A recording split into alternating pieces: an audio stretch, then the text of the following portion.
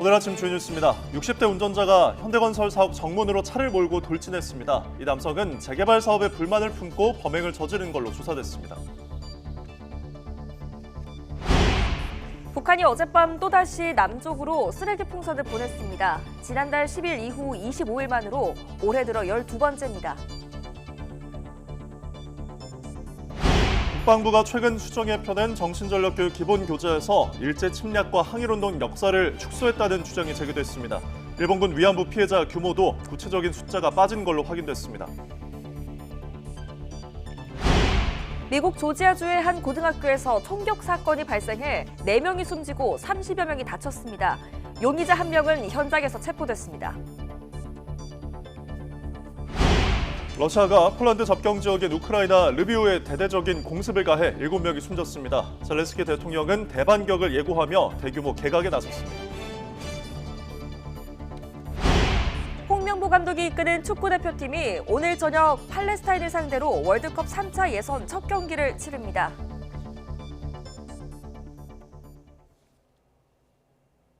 시청자 여러분 안녕하십니까? 목요일 아침 뉴스타트 2부 시작합니다. 네, 북한이 또다시 남쪽으로 쓰레기 풍선을 보냈습니다. 합동참모본부는 어젯밤 북한이 대남 쓰레기 풍선으로 추정되는 물체를 또다시 부양했다고 밝혔습니다. 합참은 적재물 낙하에 주의하고 떨어진 풍선에 가까이 가지 말며 군부대나 경찰에 신고를 해달라고 당부했습니다. 국방부가 최근 수정한 정신전력교육 기본교재에서 일제 침략과 항일운동 역사를 축소해서 서술했다는 주장이 제기됐습니다. YTN이 2019년 발간된 군 정신전력 교재와 최신판을 비교한 결과 과거 교재에 기재됐던 안중근 의사의 하얼빈 의거나 홍범도 장군을 필두로 한 전국적인 항일 의병운동 과정은 최신 교재에서 빠진 것으로 확인됐습니다. 또 위안부 강제동원 피해에 관한 서술은 한국인 여성 20만 명을 일본군 성노예로 만드는 만행에서 매우 많은 한국인 여성을 노무동원과 위안부로 만드는 만행으로 표현이 일부 달라졌습니다. 네, 어제 현대건설 사옥에 차량을 몰고 돌진한 60대 운전자가 경찰에 체포됐습니다. 당시 영상을 YTN이 확보했는데요. 함께 보시죠. 네, 어제 오후 서울 종로구 개동에 있는 현대건설 사옥 정문입니다. 이 계단을 올라가 정문 바로 앞까지 돌진한 SUV가 뒤로 물러서더니 다시 한번 정문을 향해 달려가는 모습인데요. 이미 정문이 부서지고 차량 앞 부분도 일부 파손된 상태입니다. 주변 사람들이 놀라 제지하려고 하지만 소용이 없어 보입니다. 이 SUV가 회전문에 충돌하자 충격의 문틀과 주변 유리도 흔들렸습니다. 네, 서울 종로경찰서는 특수 재물손괴 혐의로 차량 운전자 60대 남성 A씨를 현행범 체포했다고 밝혔습니다. A씨는 어제 오후 4시 40분쯤 차량을 몰아 서울 종로구 개동에 있는 현대건설 사옥 정문으로 돌진한 혐의를 받는데요. A씨를 포함해 현장에서 다친 사람은 없었는데 A씨는 술을 마시거나 마약을 한 상태는 아니었던 것으로 조사됐습니다. 경찰은 재개발 조합원으로 알려진 A씨를 상대로 구체적인 범행 동기를 조사 중입니다. 미국 조지아주의 한 고등학교에서 총격 사건이 발생해 적어도 4명이 숨지고 30여 명이 다쳤습니다. 현재 보안관실은 조지아주 애틀랜타 교외 지역인 윈더의 아팔라치고 등학교에서 총격 사건이 발생해서 용의자 1명을 체포했다며 이같이 밝혔습니다. 총격 사건으로 학생들은 긴급 대피를 했고 학교 현장에는 경찰과 소방요원들이 파견돼 대응에 나섰습니다. 러시아가 폴란드 접경 지역인 우크라이나 서부 르비우를 밤사이에 공습해 7명이 숨지고 47명이 다쳤다고 4일 현지 당국이 밝혔습니다. 사망자 가운데는 9살과 14살 등 어린이도 3명이 포함됐습니다. 또 가정집과 학교, 병원 건물을 비롯해 유네스코 세계문화유산으로 지정된 시내 중심부의 건축물 7개 등 모두 70여 곳이 피해를 입었습니다. 10년 만에 다시 축구대표팀 사령탑에 복귀한 홍명보 감독이 오늘 팔레스타인을 상대로 첫 시험대에 오릅니다. 홍명보 감독이 이끄는 축구대표팀은 오늘 저녁 8시 서울 상암 월드컵 경기장에서 팔레스타인을 상대로 북중미 월드컵 아시아 3차 예선 첫 경기를 치릅니다. 홍 감독은 어제 기자회견에서 가장 중요한 건 첫 경기에서 승리를 하는 거라며 기본적으로 승리에 초점을 맞추겠다고 강조했습니다.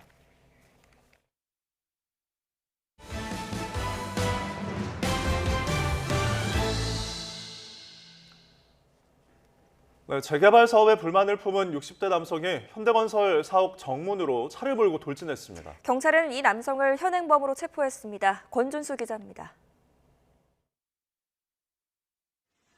소형 SUV 한 대가 뒤로 물러섭니다. 이미 차량 앞부분은 충격으로 너덜너덜해진 상태입니다. 그러다 다시 앞으로 나가더니 계단을 타고 올라가 회전문을 들이받습니다. 보안 직원으로 보이는 여러 사람이 차량을 막아보려고 하지만 소용없습니다.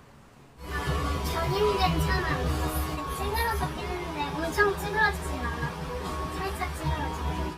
사고가 발생한 시각은 오후 4시 40분쯤.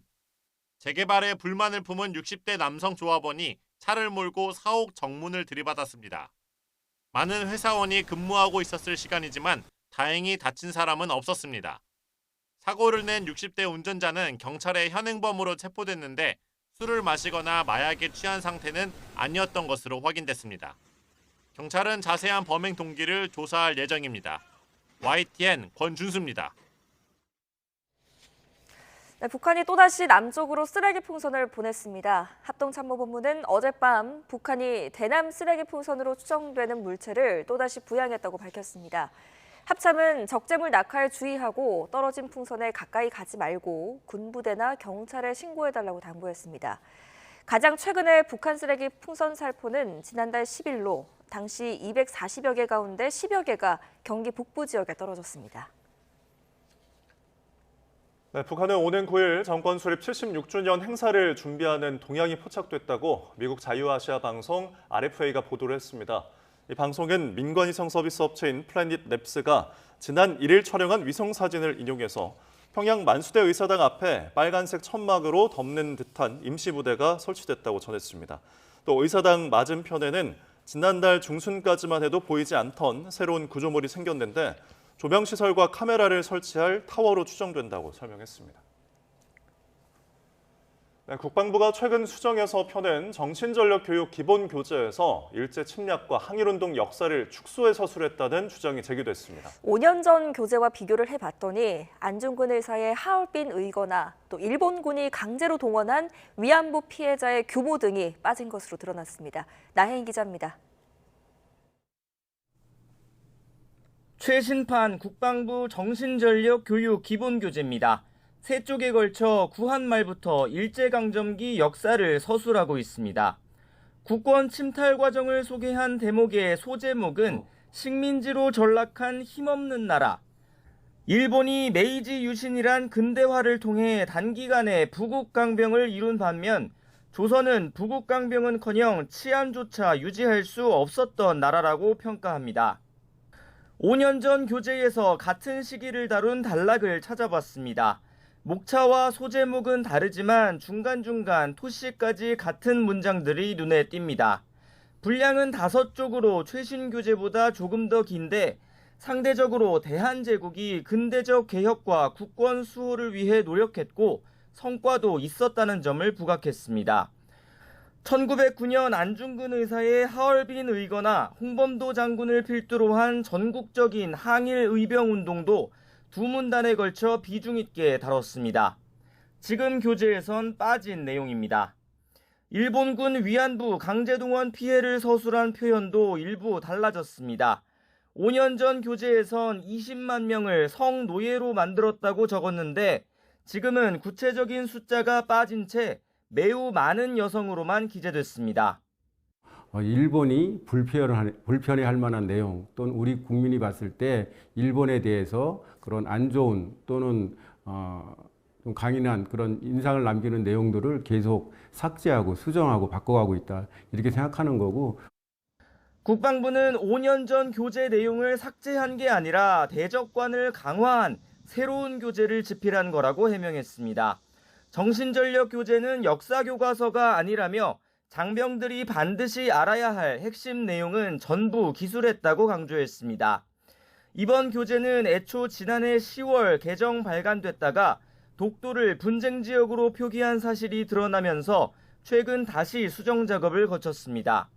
5년 전과 달리 집필진과 감수진, 자문위원 명단은 공개되지 않았는데 국방부는 전 부서가 교재 보완에 참여해 별도 집필진이 없다고 밝혔습니다. 검증은 외교부와 동북아 역사재단 등 공신력 있는 외부 기관과 전문가들의 자문 토의를 거쳐 받았다고 덧붙였습니다. YTN9입니다. 네, 현재 응급실 운영에 비상이 걸린 주요 병원은 모두 25개에 달하는데요. 정부는 급한 대로 5곳에 군의관 15명을 투입을 했습니다. 하지만 군의관들의 업무 범위 등 고려해야 할 부분이 많아서 실제 의료 현장에 투입되기까지는 시간이 걸릴 걸로 보입니다. 김기수 기자입니다. 세종의 유일한 지역 응급의료센터를 운영 중인 세종 충남대병원. 이곳 응급의료센터는 전문의 12명이 상주하면서 24시간 운영돼 왔습니다. 하지만 지난달 전문의 1명이 빠지면서 매주 목요일 야간 성인 응급진료가 중단된 데 이어 이달부터는 전문의 4명이 추가로 사직하면서 평일 야간 성인 응급의료가 완전히 멈춰섰습니다. 야간에 응급 상황이 생기면 대전이나 청주, 천안 등 다른 지역으로 이동할 수밖에 없는 상황. 너무너무 걱정되죠, 선생님. 국민들은 다 죽으라는 그런 것 같아요, 나는 진짜. 갑자기 아프면 어디요? 그냥 죽어야죠. 이런 응급의료 공백 우려가 전국 곳곳에서 벌어지자 정부가 세종 충남대병원과 강원대병원, 충북대병원 등에 군의관 15명을 투입했습니다. 세종 충남대병원에는 군의관 2명이 파견됐습니다. 모두 응급의학 전문의로 응급실 의료 공백을 메우기 위해 투입됩니다. 문제는 응급의료 현장에 바로 투입할 수 없다는 겁니다. 응급실에 투입된 군의관들은 어느 수준까지 진료할 수 있는지 등을 확인한 뒤 업무 배정을 받을 것으로 보이는데 병원 측은 실제 진료에 들어가기까진 며칠 걸릴 것으로 보고 있습니다. 게다가 지금까지 빠져나간 전문의 인력보다 투입된 군의관 수가 적어 완전히 정상화되기도 힘들 것으로 내다보고 있습니다.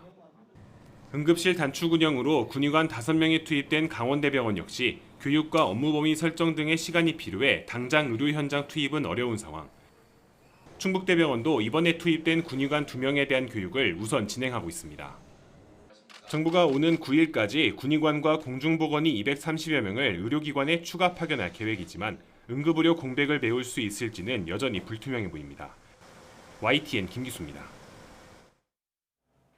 정용 보건복지부 장관이 의대 정원을 증원했다고 필수의료 의사들이 현장을 떠나는 사례는 세계 유례가 없다고 비판했습니다. 조 장관은 국회 예산결산특별위원회 전체 회의에서 정부가 현재 태도를 유지한다면 전공의들이 복귀할 가능성이 없다는 야당 의원의 지적에 이같이 답했습니다. 조 장관은 전공의들이 끝내 돌아오지 않으면 의료체계에 심대한 부작용이 있을 거란 주장엔 의료개혁을 안 했으면 우리나라의 질 높은 의료 시스템이 유지가 안 되는 거라고 주장했습니다. 의료대란에 따른 대국민 사과 요구에는 응급실 문제의 원인을 떠나서 국민들이 힘들어하고 환자들이 고통받는 것에 복지부 장관으로서 송구스럽다고 밝혔습니다. 대한의사협회가 환자 본인이 전화할 수 있으면 경증이라는 박민수 보건복지부 2차관의 발언을 두고 비판의 목소리를 냈습니다. 의협은 박 차관의 망언에 경악을 금치 못한다면서 무지한 발언을 일삼는 것에 심각한 유감을 표한다고 밝혔습니다. 그러면서 경증과 중증 판단은 의사들도 하기 쉽지 않고 실제로 응급실을 찾은 환자들이 경증으로 진단을 받았다가 중증으로 밝혀지는 경우가 적지 않은 것은 물론 그 반대 또한 마찬가지라고 지적했습니다. 저다로만 경증을 판단할 수 있다면 의사들은 위험 신호를 왜 공부하겠느냐고 반문을 했습니다. 윤석열 대통령이 심야 응급실을 방문해 현장을 점검하고 의료진들을 만나 간담회를 열었습니다. 윤 대통령은 명절 연휴 의사들이 번아웃되지 않도록 예비비 편성 등 대책을 마련하고 앞으로 필수의료에 대한 지원을 전폭적으로 강화하겠다고 거듭 강조했습니다. 강희경 기자입니다. 늦은 밤 윤석열 대통령이 의정부 성모병원 권역응급의료센터를 방문했습니다. 응급실 진료 대란이 이어지는 가운데 의료진들을 격려하고 생생한 목소리를 듣기 위해 현장을 찾은 겁니다. 의료진들이 힘들고 고생하는지 제가 좀 현장 점검을 좀 받습니다. 네. 건강하게 나가십시오. 네. 의료진들과의 간담회에서 윤 대통령은 응급의료가 필수의료 중 가장 핵심인데 국가가 제대로 돕지 못한 것 같다며 헌신하는 의료진에게 늘 죄송하고 감사하다고 말했습니다. 이어 응급실 수요가 많아지는 명절 연휴, 의사들이 번아웃되지 않도록 최선을 다하겠다며 필요하다면 예비비라도 편성하겠다고 밝혔습니다. 특히 업무 강도가 높고 의료사고 위험에 노출돼 있는 필수 의료에 대해서는 조속히 적절한 보상 체계가 마련되도록 노력하겠다고 약속했습니다. 의료진들은 전공의의 빈자리를 채운 교수들의 피로감이 높아지고 있다고 어려움을 전하며 권역응급의료센터가 중증 응급 환자 위주로 진료할 수 있도록 시스템을 갖춰야 한다고 제안했습니다. 또 의료 전달 체계를 개선해 환자 수가 아닌 진료 난이도로 보상받을 수 있도록 해달라고 말했습니다. 이에 대해 윤 대통령은 그동안 보상이 공정하지 못했다며 고위험, 중증 필수의료 부문이 인기과가 되도록 정부가 전폭적으로 지원을 강화하겠다고 답했습니다. 윤 대통령이 의료기관을 방문한 건 지난 2월 의료개혁 발표 이후 이번이 9번째로 대통령실은 응급실 현장 방문이 이번 한 번에 그치지 않을 예정이라고 강조했습니다. YTN 강희경입니다. 사건 사고 한 줄 뉴스입니다. 지난달 31일 새벽 2시쯤 서울 방이동 고분군 사거리 인근 왕복 6차선 도로에서 술을 마신 채 전동 킥보드를 타고 도로를 달리던 20대가 경찰에 붙잡혔습니다. 어제 오후 3시 20분쯤 경기도 분당구 야탑동 도로에서 자신과 다투던 오토바이 운전자를 도로에서 때려 숨지게 한 40대가 경찰에 붙잡혔습니다. 그전에 12시 40분쯤 경기도 광명시 노은사동에 있는 공장 보수공사 현장에서 외벽 페인트 작업을 하던 60대 노동자가 2, 3m 높이 사다리에서 떨어져 숨지는 사고가 발생했습니다.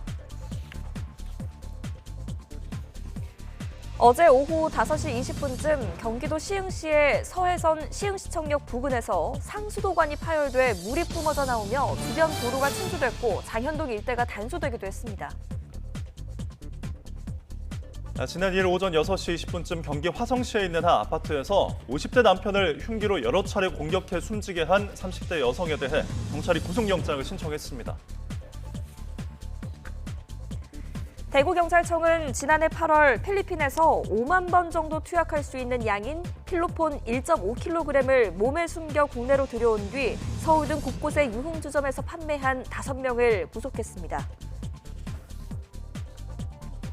재판 도중 피고인을 흉기로 공격한 혐의로 구속된 50대 남성이 범행에 앞서 가방에 우산과 흉기를 함께 넣어 엑스레이 검색대를 통과한 것으로 드러났습니다. 지난달 21일 저녁 경기도 광주시의 한 도로에서 술에 취해 차를 몰던 현직 경찰관이 적발돼 직위 해제되고 징계 절차를 밟고 있습니다. 환자 81명으로부터 임플란트 치료 비용 2억여 원을 미리 받은 뒤 진료는 하지 않고 폐업한 혐의로 치과 원장이 검찰에 넘겨졌습니다.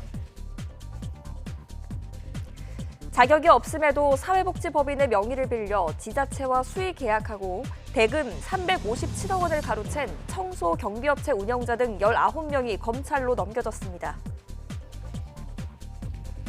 네, 아시안게임 금메달로 병역 특례 혜택을 받은 국가대표 출신 축구선수 김진야 씨가 군복무를 대체하는 봉사활동 확인서를 허위로 낸 사실이 뒤늦게 드러나 문체부로부터 채용용 공익복무 관련 경고 처분을 받았습니다. 지금까지 한 줄 뉴스였습니다. 네, 무려 수백 명의 사상자를 낸 최악의 폭격 하루 만에 러시아군이 또다시 우크라이나 르비우에 대대적인 공습을 가했습니다. 젤렌스키 대통령은 대반격에 나서겠다며 개각을 승부수로 던졌지만 러시아 역시 핵 사용을 들먹이며 으름장을 놓고 있습니다. 박영진 기자입니다. 엄청난 폭발음과 함께 화염이 치솟더니 하룻밤새 유네스코 세계문화유산으로 지정된 시내가 폐허로 변해버렸습니다. 건물이 폭발하면서 순식간에 세 딸과 아내까지 온 가족을 잃어버린 남성. 전쟁통에 그나마 안전한 곳으로 여겨졌던 우크라이나 서부 르비우까지 러시아의 대대적인 공습이 이어졌습니다. Львів зазнав комбінованої атаки, ракети і дрони. Атаковані були житлові будинки. 올해 최악의 폭격, 우크라이나 폴타바 공습으로 수백 명의 사상자를 낸 지 하루 만입니다. 러시아의 파상 공세 속에 젤렌스키 대통령은 가을 대반격을 예고하며 대규모 개각에 나섰습니다. Нам сьогодні потрібна нова енергія і пов'язані ці кроки, тільки вони пов'язані з посиленням нашої держави на різних напрямках. Міжнародна політика, дипломатія не є виключенням. 라브로프 외무장관은 미국은 러시아의 레드라인을 농담 삼지 말라면서 서방이 제공하는 장거리 미사일에 러시아 본토 공격 가능성에 대해 경고했습니다. Ответ России последует незамедлительно. Я думаю, что много из этого вы уже наблюдаете в последние дни. И ответы будут крайне болезненными. 또 서방의 파괴적 행동에 맞서 핵 교리를 개정하겠다며 연일 으름장을 놓고 있습니다. YTN 박영진입니다. 미국 조지아주 애틀란타 인근의 한 고등학교에서 총격 사건이 발생해 적어도 4명이 숨지고 9명이 다쳤습니다. 현재 보안관실은 조지아주 윈더의 아팔라치 고등학교에서 총격 사건이 벌어졌으며 용의자로 이 학교 학생인 14살 콜트를 체포했다고 밝혔습니다.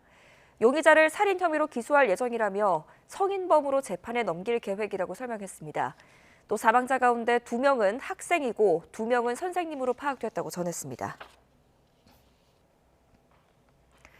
미국 시애틀 남쪽 고속도로에서 달리는 차량을 향한 묻지마 총격 사건이 발생해 최소 6명이 부상을 입고 이 가운데 2명은 중태입니다.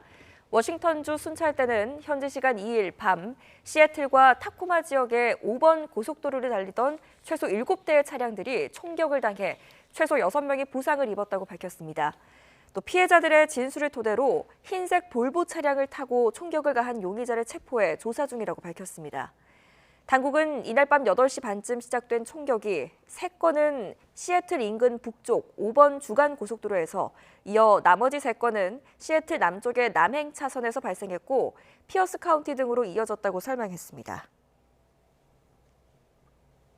네, 오늘은 서울 등 서쪽 지방을 중심으로 가을비 소식이 있습니다. 네, 비가 내려도 후텁지근하겠고 특히 동쪽 지방은 맑은 가운데 늦더위가 더 강해지겠습니다. 자세한 날씨 알아봅니다. 원희다 캐스터.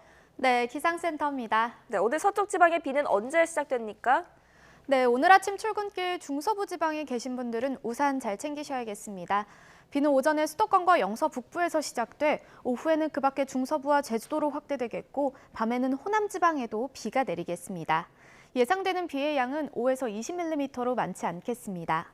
오늘 비 소식이 없는 남부지방은 대체로 맑겠습니다. 따라서 강한 자외선에 주의가 필요하겠습니다. 네, 오늘 가을비가 내려도 늦더위는 계속된다고요? 네, 오늘 내리는 비의 양이 적기 때문에 늦더위는 계속된다고 보시면 되겠습니다. 오늘 서울 한낮 기온은 29도로 어제보다는 낮겠지만 여전히 예년 기온을 웃돌겠고요. 체감온도가 31도 안팎까지 오르겠습니다. 맑은 하늘이 드러나는 동쪽 지방은 더위가 더 강해지겠습니다. 오늘 아침 대체로 선선하지만 일부 지역은 열대야가 나타나고 있습니다. 현재 서울 기온은 26.2도, 인천 25.9도, 제주도는 25.8도를 보이고 있습니다. 한낮에는 동쪽 지방을 중심으로 기온이 빠르게 오르겠고 경북 지역은 일교차가 크게 벌어지겠습니다. 서울 29도, 광주 32도, 대구 33도가 예상됩니다. 내일은 동풍의 영향으로 동해안에 비가 오겠고요. 그 밖의 지역은 주말인 모레까지 소나기가 자주 내릴 전망입니다. 날씨였습니다.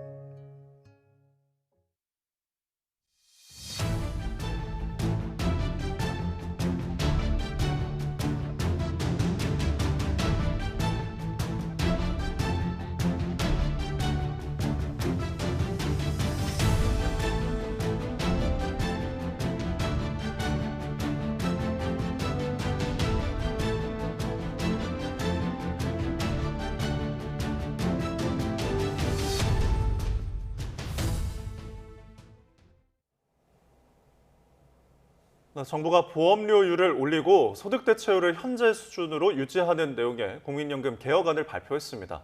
조규홍 보건복지부 장관은 브리핑을 열고 국민연금 보험료율을 현행 9%에서 13%로 인상하고 소득대체율을 42%로 유지하는 방안을 추진하겠다고 밝혔습니다. 또 자동 조정장치를 도입해서 인구구조 변화나 경제 상황에 따라 연금액을 매년 조정할 수 있도록 추진한다는 방침입니다. 이와 함께 세대별로 보험료율 인상 속도의 차등을 둬 50대 가입자는 내년부터 해마다 1%포인트씩, 20대는 0.25%포인트씩 올리는 방안도 공개했습니다. 국민연금을 대대적으로 손을 보겠다는 이번 정부의 정책은 27년 만에 보험료를 올려서 기금 소진 시점을 최대한 늦춰보겠다는 게 방점을 찍고 있습니다. 하지만 현재 중장년층은 돈을 많이 내고도 노후에 받을 연금 금액은 더 적어질 것으로 보여서 반발이 예상됩니다. 염혜원 기자가 취재했습니다. 국민연금은 이대로 가면 31년 뒤 모두 고갈될 것으로 예상됩니다. 이 때문에 정부는 더 많이, 더 오래 내고 덜 받는 방법의 연금 개혁안을 제시했습니다. 납부 기간은 현행 59세에서 64세까지로 5년 더 늘리고 내는 돈도 나이가 많을수록 더 많이 올린다는 방침입니다. 이렇게 하면 기금 소진 시점은 2072년까지로 애초 예상에서 16년 더 늦춰지게 됩니다. 자동 조정 장치를 도입하면 받는 돈도 줄어들 것으로 보입니다. 예를 들어 사람들이 더 오래 살게 되고 출산율이 감소할 경우, 또 경제활동 인구가 줄어들 경우 등에는 지급액이 적어집니다. 국민연금의 부채가 자산보다 커질 경우도 여기에 포함됩니다. 국민연금은 물가 상승률에 연동하여 매년 연금액을 인상하고 있으나 자동 조정 장치를 도입하게 되면 기대 여명과 출생률 등 인구 변화도 연금액 조정에 반영하게 됩니다. 20년 이내 퇴직을 앞둔 중장년층의 저항이 예상됩니다. 국민연금으로는 원래 벌던 소득의 절반에도 못 미치는 42%만 보장받을 수 있는데 여기에 상황에 따라 지급액도 삭감된다면 노후가 걱정될 수밖에 없습니다. 자동 조정 장치를 도입한 나라는 OECD 회원국 가운데 24개 나라지만 유럽에선 노인 빈곤율이 10% 아래일 때 이 제도를 시행했습니다. 현재 우리나라 노인 빈곤율은 40%에 육박합니다. 이제 공은 국회로 넘어갔습니다. 정부안이 보장성 강화보다는 재정 안정에 방점을 찍은 만큼 이를 둘러싼 여야의 논쟁이 예상됩니다. YTN 염혜원입니다. 은행권의 전방위 규제로 대출 절벽 우려가 커지자 금융당국이 실수요자 보호를 강조하고 나섰습니다. 이복형 금감원장은 가계대출 관리 강화 이전에 주택거래나 대출 상담을 한 차주라면 제약을 둬서는 안 된다고 강조했습니다. 이영원 기자입니다. 최근 은행권은 대출 문턱을 숨가쁘게 높여왔습니다. 주택담보대출 금리 인상 릴레이는 시작에 불과했습니다. 만기를 최장 50년에서 30년으로 크게 줄이더니 집을 한 채라도 가진 사람에게는 대출문을 아예 걸어 잠갔습니다. 투기 목적이 없는 실수요자에게까지 불똥이 튀자 여기저기서 불만이 터져나왔습니다. 자녀 결혼을 하니까 대출을 하니까 대출이 막히니까 막하죠, 뭐 없는 사람은. 규제하니까 대출이 좀 줄어든 거죠. 그러니까 이제 계획이 나의 계획이 틀어진 거지. 이런 상황에 금융당국은 태도를 바꿔 여론 달래기에 나섰습니다. 갭 투자 같은 투기성 대출은 심사를 강화하는 게 맞지만 실수요자를 제약해서는 안 된다고 당부했습니다. 은행권 가계대출 관리 강화 조치 이전 이미 대출 상담 또는 신청이 있었거나 주택거래가 확인되는 차주의 경우에는 고객과의 신뢰 차원에서 정당한 기대를 최대한 보호하는 것이 바람직하다고 생각합니다. 다만 은행권이 대출을 관리하도록 개입했던 건 불가피한 측면이 있었다고 설명했습니다. 정부의 스트레스 DSR 2단계 시행만으로는 가계대출 급증세를 잡기 어려웠다는 겁니다. 실제로 지난달 주택담보대출은 9조 5천억 원이나 늘어 관리 가능한 수준을 넘어섰다고 우려했습니다. 이에 금융당국은 가계대출 관리와 실수요자 보호라는 두 마리 토끼를 잡을 수 있는 방안을 찾겠다고 강조했습니다.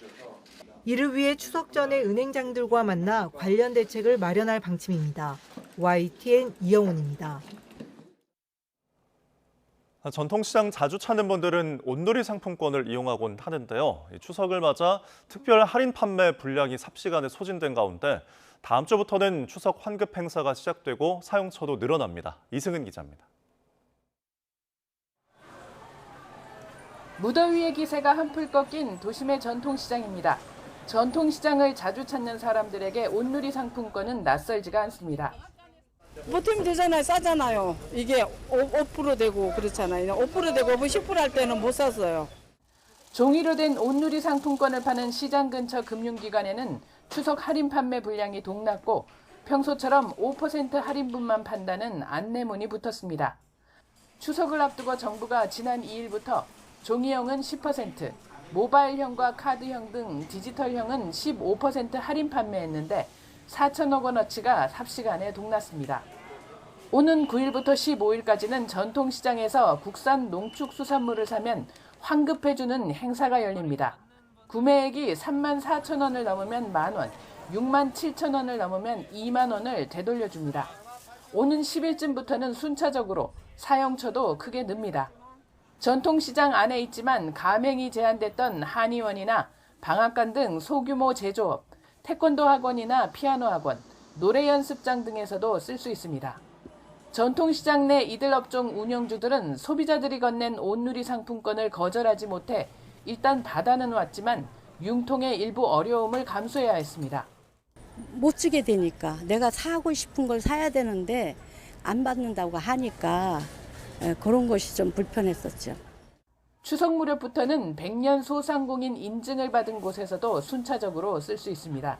하지만 노점 상인과 고령 소비자가 많은 전통시장의 특성상 종이 형태가 아닌 디지털형 사용 확대가 숙제입니다. 일반 카드에 충전하는 방식인 카드형 상품권을 건넸는데 온누리 상품권 가맹이 안 된 노점 상인이 일반 카드로 결제해버린 데 따른 실랑이가 적지 않습니다. 이게 온누리 상품권으로 해가지고 나가야 할인돼서 나가야 하는데 그렇게 안 되는 경우가 있어가지고 그런 것들 표시를 해줬으면 카드형 온누리 상품권 그거 된다고 표시를 해줬으면은 소비자가 이제 찾을 수 있겠는데 이거 굉장히 불편하네. 계속 물어봐야 하고. 정부 예산안에는 내년 온누리 상품권 발행 규모가 올해보다 5천억 원 많은 5조 5천억 원으로 잡혀 있습니다. YTN 이승은입니다.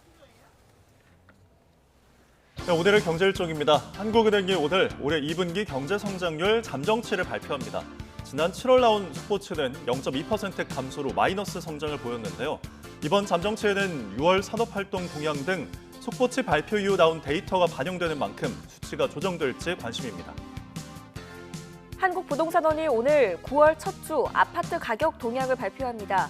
거침없이 치솟던 서울 아파트값의 상승폭이 최근 2주 동안 주춤한 상태였는데 오늘 지수가 어떻게 나오느냐에 따라 가격 흐름의 추이를 가늠할 수 있을 것으로 보입니다. 농림축산식품부 송미령 장관이 하나로마트 양재점을 찾아 한우 수급 동향을 점검합니다. 농식품부는 한우 농가를 돕고 소비자 부담을 줄이기 위해 한우 최대 반값 할인 행사를 진행 중인데 행사는 13일까지 이어집니다. 네, 다음 소식입니다.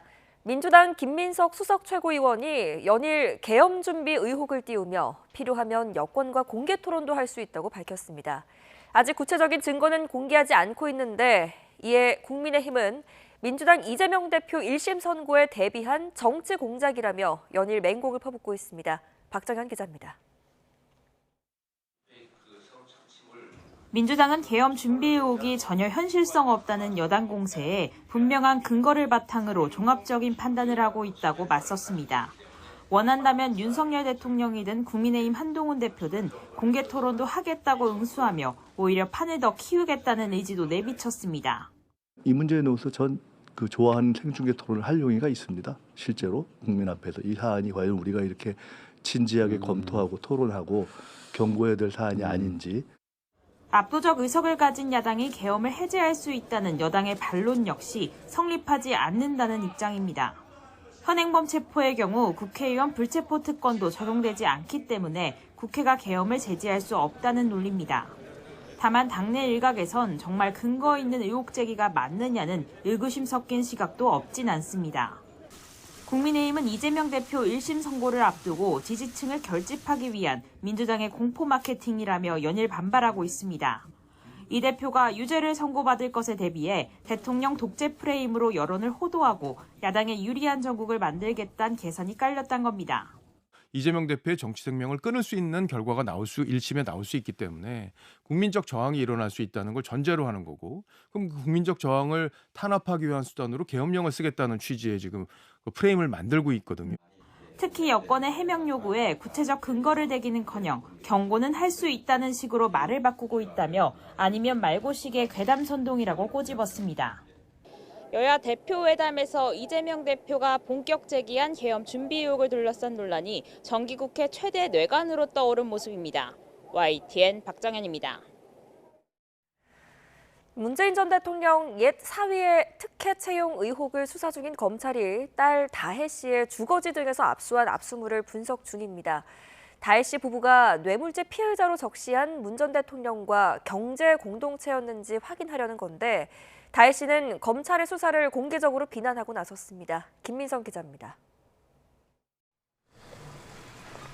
지난주 검찰이 주거지뿐만 아니라 자신이 사들인 제주도 별장 등을 압수수색하며 강제 수사에 나선 데 대해 문다혜 씨가 SNS를 통해 입장을 밝혔습니다.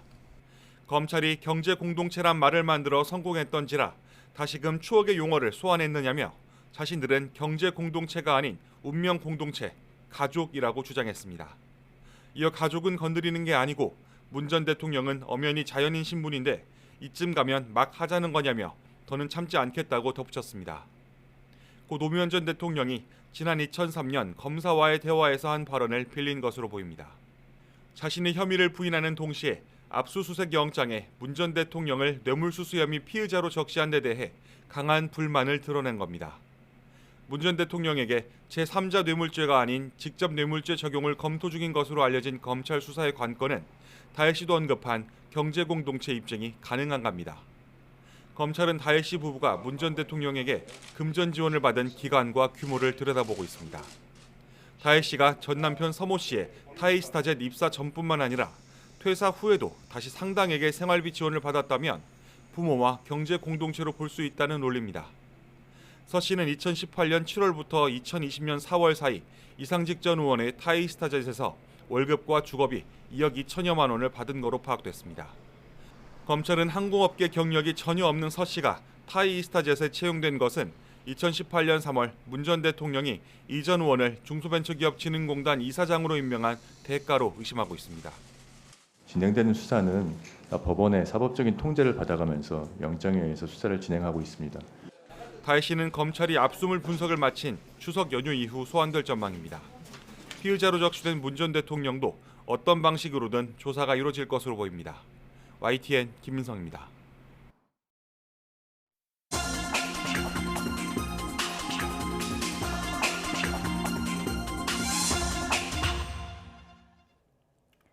오늘의 글로벌 픽입니다.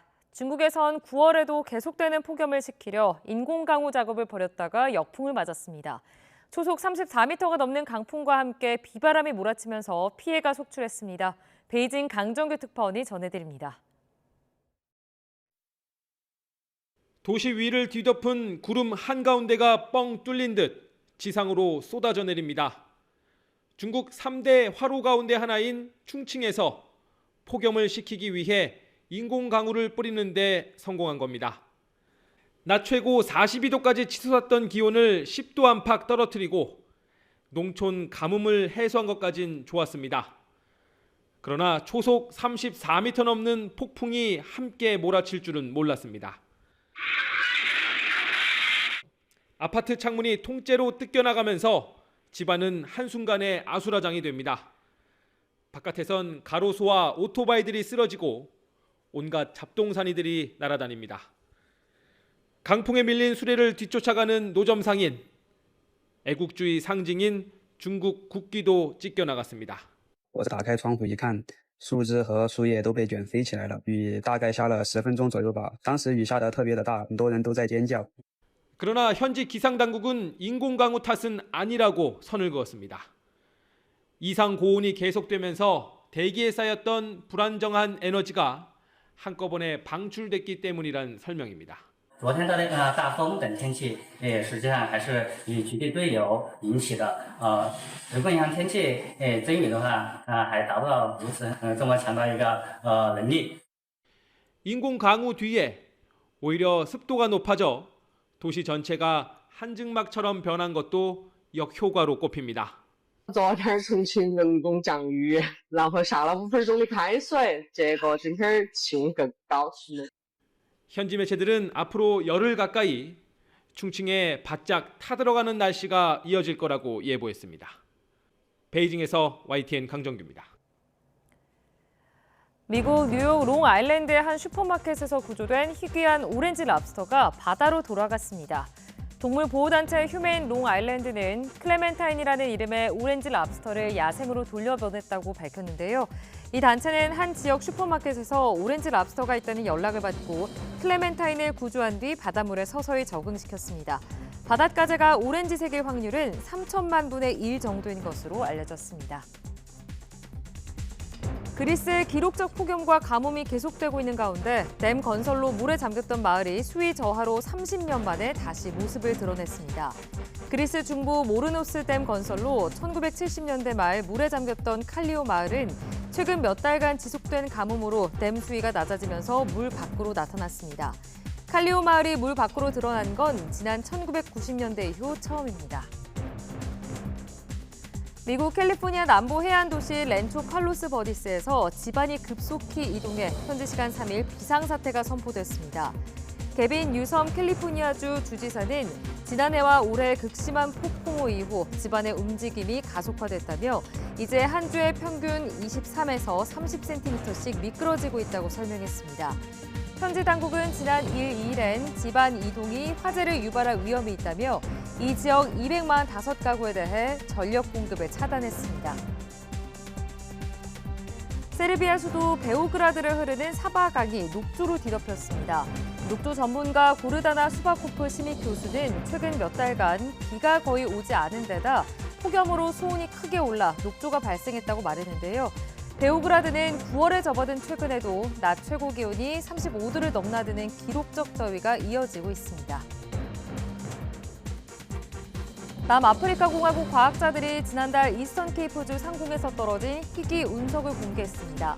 로이터 통신에 따르면 현지 시간 3일 남아공 워터 위스터랜드 대학 교수팀은 지름 5cm 미만, 무게 90g 정도인 작은 운석 조각을 공개하며 이 운석이 발견된 마을의 이름을 따서 은쾌바 운석이라고 명명했다고 밝혔습니다. 이 운석은 9살 소녀가 은쾌바에 있는 조부모님 집에서 놀다가 반짝이는 검은 돌이 하늘에서 떨어지는 걸 보고 이를 주워 엄마에게 줬고 이것이 대학교 측에 전달되며 일반에 공개됐습니다. 4세기에 건설된 로마의 콘스탄티누스 개선문이 번개에 맞아 일부가 파손됐다고 로이터 통신이 현지 시간 3일 보도했습니다. 콜로세움 고고 유적공원은 개선문의 남쪽 측면의 일부가 떨어져 나간 상태라며 떨어져 나간 조각들을 모두 확보했으며 정확한 피해 상황을 알기 위한 조사도 벌이고 있다고 밝혔습니다. 현장을 목격한 한 관광객은 번개가 개선문 모서리를 강타하면서 개선문에서 돌덩이가 떨어졌다고 당시 상황을 전했습니다. 지금까지 글로벌 픽이었습니다.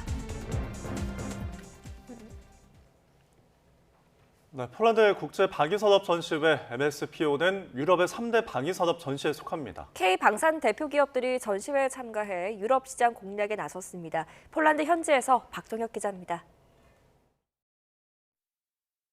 행사장에 들어서니 육중한 헬리콥터와 전차 등 각종 무기 체계가 눈에 들어옵니다. 국제방위산업 전시회가 폴란드 키엘체에서 막을 열었습니다.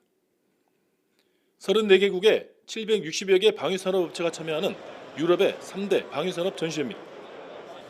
안제이 두다 폴란드 대통령도 직접 전시회장을 찾을 만큼 방위산업계에선 위상이 높은 전시회입니다. K방산의 대표 주자인 한화, 한국항공우주산업, 현대로템, S&T 모티브 등도 열띤 홍보전을 펼칩니다. 이 가운데 폴란드 해군의 잠수함 도입 사업인 오르카 프로젝트가 큰 관심을 끌고 있습니다. 잠수함 3척을 도입하는 3조 3,500억 원 규모의 사업입니다. 검증된 잠수함, 두 번째 전략적 타격 능력, 세 번째는 20일 이상 장기간 잠항할 수 있는 작전 능력입니다. 경쟁국 독일, 프랑스 대비해서 유일하게 우리나라 하나오션만이 이 폴란드 요구 조건을 방위 산업의 메카인 경남 지역 중소기업들도 홍보관을 차려 열띤 수출 상담을 진행했습니다. PGG의 자회사인 WCBKT와 저희가 협력 관계를 강화해서 MOU를 체결하고 서로 정비 지원 및 기술 협력을 계속 지원해 나가기로 했습니다. 체코, 폴란드를 순방하는 경남 대표단도 우리 기업들을 만나 격려하고 기업들의 건의사항을 확인했습니다. 방산품 수출 후에 사후 관리를 위해서 이루어지는 각종 부품 수출의 인허가 절차를 완화시켜야 되고요. 두 번째는 수출이 은행의 자본금 확대를 통해서 우리 방산품 수출의 보륨을 키워야 된다. 지난해 우리나라의 방산 수출 실적은 140억 달러, 우리 돈으로 18조 7,570여억 원입니다. 올해엔 200억 달러를 목표하고 있습니다. 우리나라는 세계 방위산업 수출국가 가운데 10위 안에 듭니다.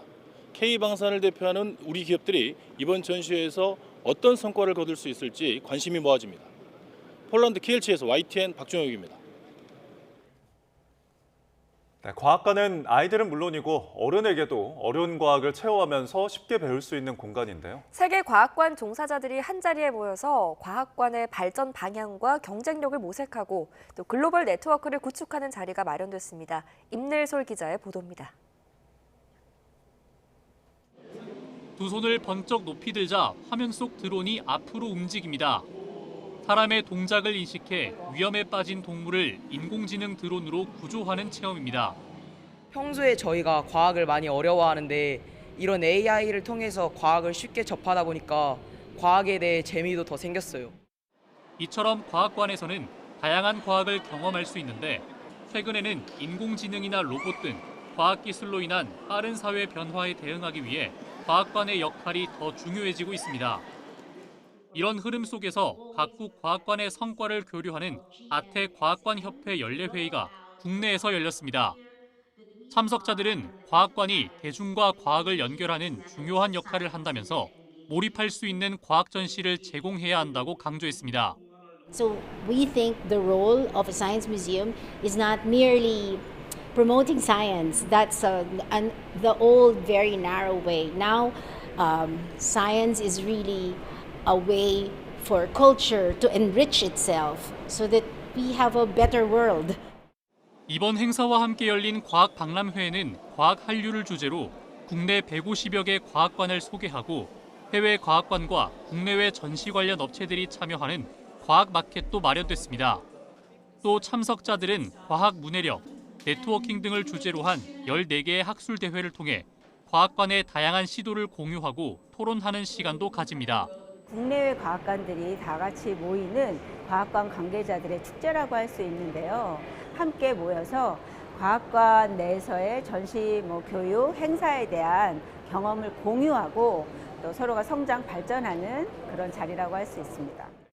이번 연례회의는 11년 만에 국내에서 열렸다는 점에서도 의미가 있습니다. 이번 행사를 통해 과학관이 단순한 지식 전달에서 나아가 과학으로 대중과 소통하는 과학문화 확산의 장이 될 것으로 기대됩니다. YTN 사이언스 임늘솔입니다. 숫자 1과 0이 공존하는 양자 중첩을 이용한 양자 컴퓨터, 현재 여러 방식의 각축을 벌이고 있는데요. 광자, 즉 빛을 이용한 양자 컴퓨터 분야에서 국내 연구진이 처음으로 8큐비트 규모의 칩을 개발했다고 합니다. 장하영 기자입니다. 고전 컴퓨터는 정보를 1과 0의 비트 단위로 처리하는 반면 양자 컴퓨터의 최소 단위, 큐비트는 0이기도 하고 1이기도 한 상태를 동시에 갖습니다. 살아있으면서 죽어있는 슈레딩거의 고양이 상태, 즉 양자 역학을 이용한 양자 컴퓨터는 슈퍼컴퓨터로도 몇백 년이 걸리는 계산을 단숨에 풀어냅니다. 큐비트를 구현해내는 방법은 다양한데 현재는 초전도와 이온 트랩 방식이 가장 상용화에 가깝습니다.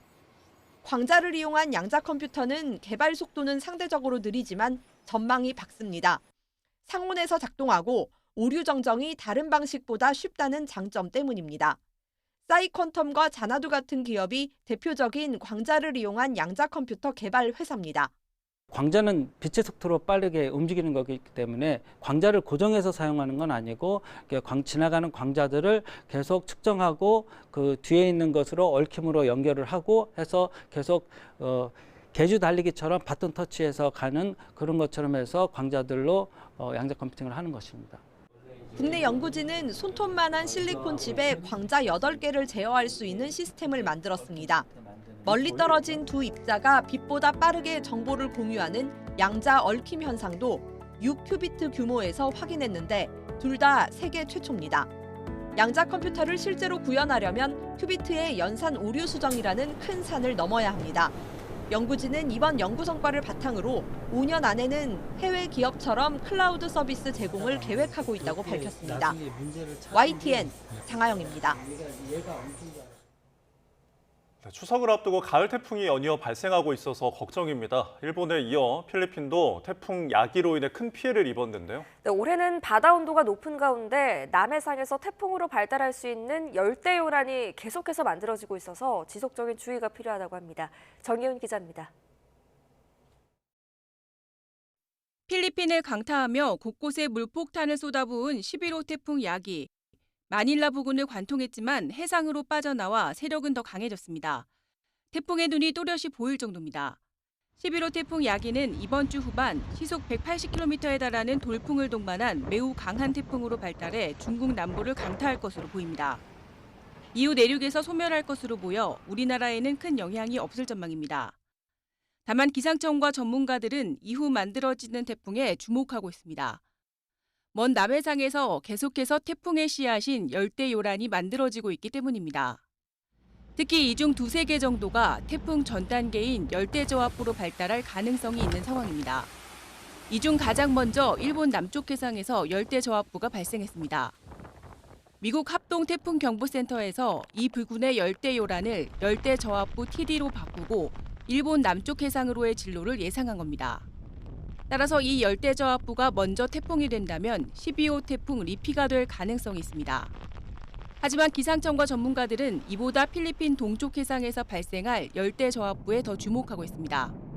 예측 모델마다 진로 예측이 무척 유동적이기 때문인데 현재 한국 모델 킴은 점차 발달해 한반도로, 영국 모델은 대한해협이나 일본 규슈로, 유럽 중기 예측 모델은 필리핀 부근에서 정체하다 중국으로의 진로를 예상하고 있습니다.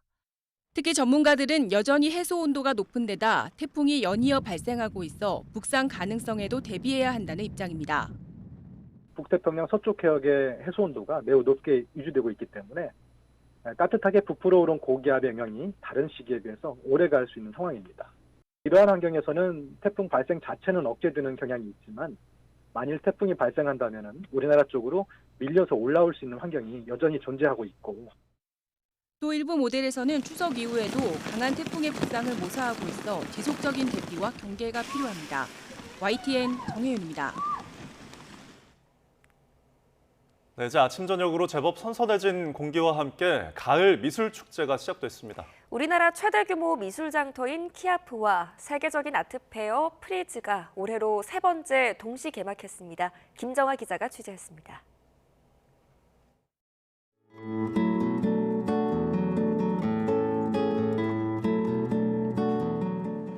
올 가을 서울을 미술로 물들일 축제가 시작됐습니다. 국내 최대 미술품 장터인 키아프 서울과 전 세계 화랑이 서울로 집결하는 프리즈 서울이 동시에 개막했습니다. 올해도 가고시안과 하우젠 워스 등 세계 정상급 갤러리들이 서울을 찾았고 루이스 부르주아, 쿠사마 야요이 등 수십억에서 수백억 원에 이르는 세계적 작가 작품이 전시장 곳곳을 채웠습니다.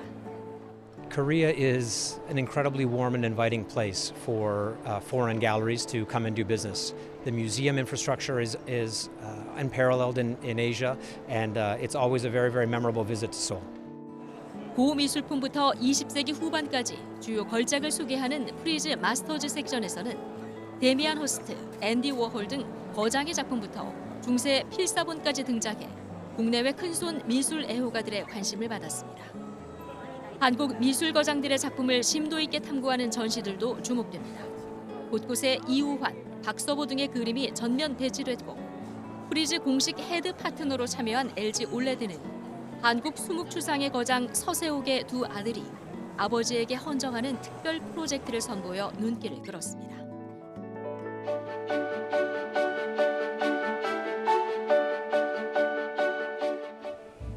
(23회째를) 맞은 키아프는 올해 키워드를 확장으로 잡고 불황에도 규모와 장르 등을 역대 최대로 꾸몄습니다. 키아프 하이라이트, 플러스 섹션 등을 통해 한국 신진 작가들을 세계에 알리는 미션도 강화했습니다. 작년에 너무 전시 화랑이 많아서 너무 좁고 너무 힘들었다. 휴식 공간이 없고 뭐 이런 의미 때문에 공간을 많이 늘렸습니다, 이번에. 이 관람하시는 분이 휴식을 좀 취하면서 할 수 있도록 그런 것에 신경을 많이 썼습니다. 무엇보다 반환점을 둔 키아프 프리즈 동시 개최가 침체된 미술 시장의 반등의 기점이 될지 당초 5회 한정으로 서울을 선택한 프리즈가 장기적으로 서울을 아시아 허브로 삼을지도 주목되는 시점입니다. YTN 김정아입니다. 10년 만에 다시 닻을 올린 홍명보호가 드디어 오늘 월드컵 3차 예선으로 데뷔전을 치릅니다. 약체로 평가되는 팔레스타인을 상대하는데 홍명보 감독은 가장 중요한 건 승리라고 강조했습니다. 김영수 기자가 취재했습니다. 운동장을 채우는 기합 소리와 함께 대표팀 선수들이 몸을 달굽니다. 귀국 이후 하룻밤을 보낸 유럽파까지 잔디를 밟고 볼을 돌리며 발을 맞춥니다. 홍명보호 출항을 앞두고 마지막 점검. 피파 랭킹 한참 아래인 팔레스타인을 상대하는 홍명보 감독은 많이 득점하려고 욕심을 내기보단 이기는 데 초점을 맞추겠다고 말했습니다. 일단은 기본적으로 승리에 초점을 맞추겠습니다. 가장 중요한 것은 저희가 첫 경기에서 승리하는 게 가장 중요하다라는 생각을 하고 있습니다. 하지만 아직도 잦아들지 않는 비판 여론을 조금이라도 잠재우기 위해선 승점 3점을 넘어서는 압도적인 경기력을 보여줄 필요가 있습니다. 또 10년 동안 성장한 홍명보표 한국 축구가 어떤 것인지 보여주는 것도 숙제입니다. 클린스만 경질 이후 임시 감독 체제에서 버텨온 대표팀 선수들은 준비를 마쳤습니다. 옆에서 자본도 있었고 뭐 그런 것들은 있었지만 선수들은 항상 단단하게 잘 버텨주고 있었고 또 그거를 또 해야 되는 게 또 선수의 임무라고 생각을 하는데 대표팀 감독과 막내로 호흡을 맞췄던 홍명보, 손흥민 두 사람은 10년 만에 다시 만나 서로에 대한 신뢰를 확인했습니다. 어떻게 보면은 저보다도 지금 이제 우리 주장의 역할이 굉장히 더 클 수가 있죠. 물론 지금까지 해왔던 대로 역할을 해줄 거라고 기대하고 있고요. 선장이시기 때문에 부드러워야 할 필요는 없다라고 생각을 하거든요. 또 선수를 또 카리스마로 또 휘어잡는 자세 또 이런 자연스럽게 나오시는 것들이 되게 중요하다라고 생각하는데 선수들이. 홍명보 감독은 국가대표팀 사령탑으로 두 번째 데뷔전을 치르는 셈이 됐습니다. 기대가 많았던 10년 전과 달리 우려 속에 출항하는 만큼 첫 단추를 어떻게 끼우느냐가 중요해 보입니다. YTN 김영수입니다. 네, 뉴스타트 3부 잠시 후에 이어집니다.